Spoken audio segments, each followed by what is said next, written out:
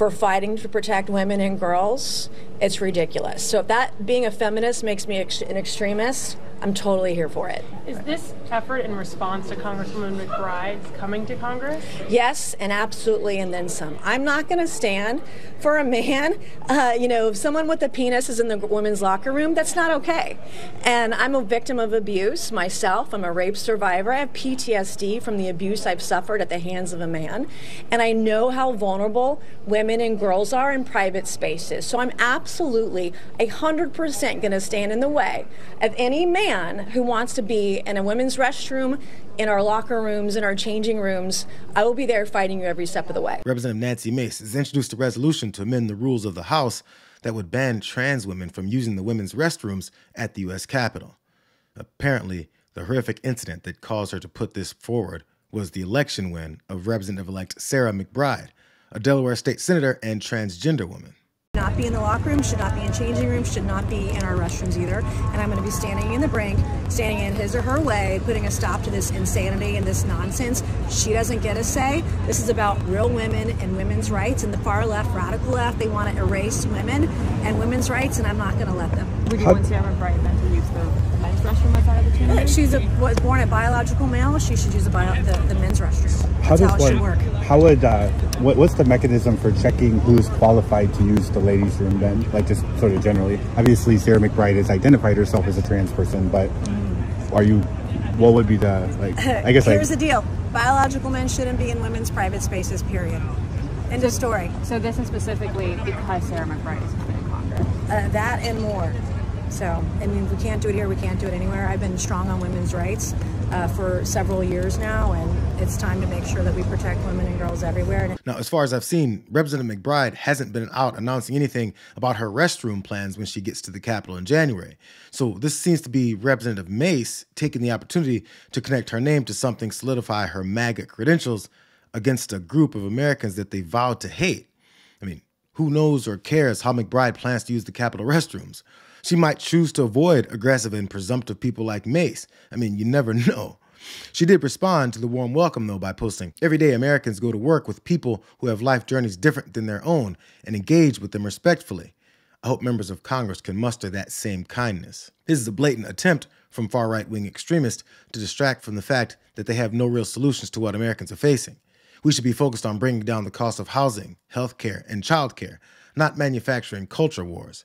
Delawareans sent me here to make the American dream more affordable and accessible, and that's what I'm focused on. Nancy Mace's preemptive strike on the incoming congresswoman over bathrooms is a big aspect of her vow to protect women from assault. It's just too bad that she doesn't have a track record of protecting women when politics get in the way. I'm not trying to. You are. That's exactly what you're doing. You're not answering the question. I think it's disgusting. Well, you're welcome to say that, but you have to answer the question. Why are you supporting someone who's been found liable for rape? I just answered your question. What is the answer? He was not found guilty in a criminal court of law.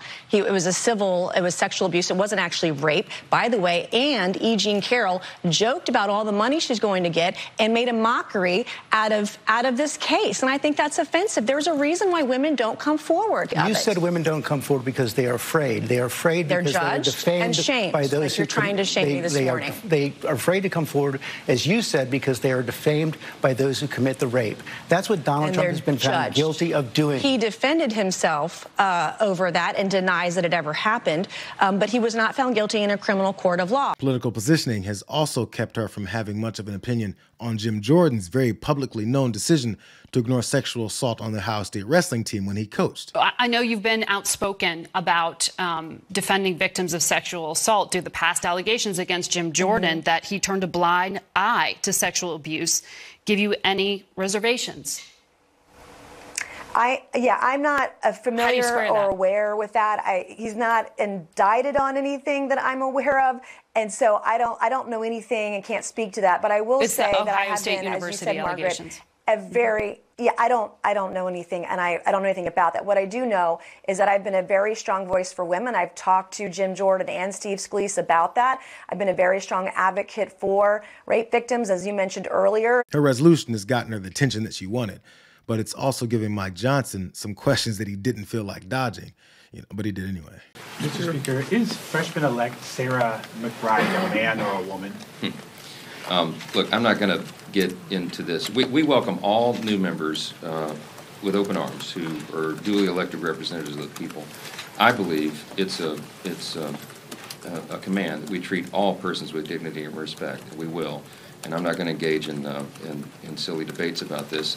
There's a concern about the uses of restroom facilities and locker rooms and all that. This is an issue that Congress has never had to address before. And we're going to do that in a deliberate fashion with member consensus on it.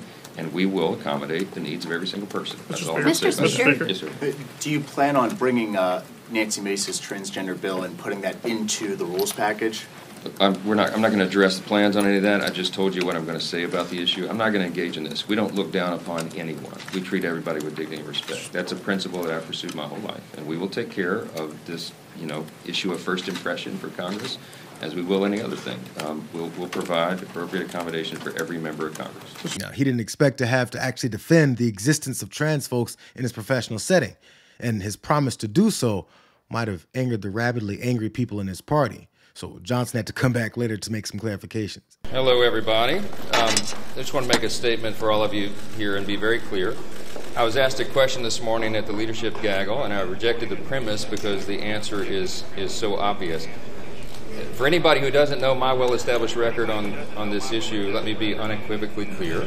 A man is a man, and a woman is a woman, and a man cannot become a woman. That said, I also believe, that's what Scripture teaches, what I just said, but I also believe that we treat everybody with dignity. And so we can do and believe all those things at the same time. And I wanted to make that clear for everybody because there's lots of questions. But that's where I stand. I've stood there my whole life, and those are facts. It seemed like the speaker was worried that his base would start thinking that he accepts people for who they are. So he had to make sure that everyone knew where he stands on the subject.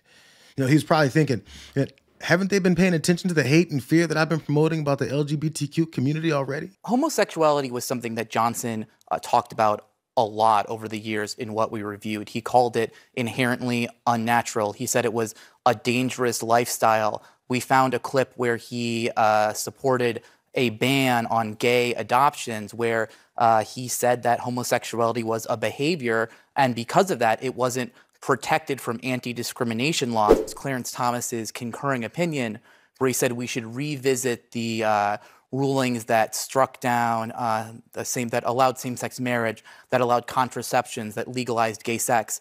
And this was an opinion that was so far out there, but Johnson actually very, very strongly endorses this opinion from Thomas. He defends it. There's been some really bad law made. They've made a mess of our jurisprudence in this country for the last, several decades. And maybe some of that needs to be cleaned up. And what Justice Thomas is calling for is not radical. In fact, it's the opposite of that. So again, like with nearly everything Trump and MAGA are proposing to implement, when it comes to Nancy Mace's resolution, I guess we're left seeing what the special accommodations are that Johnson seemed to promise that might also get him in hot water with some other people like Marjorie Taylor Greene. So this Republican Congress isn't showing signs of doing much about the issues that they promised they were ready to tackle, because they're already focused on the division. My friends on the other side, they want to blame trans people. Guess what? Trans people aren't the ones raising people's grocery prices. Big corporations are. They want to blame immigrants. And here's the deal. Immigrants aren't the ones denying health insurance claims, Mr. Speaker. It's the billion-dollar insurance companies that do that on a daily basis. And they want to blame woke this and woke that.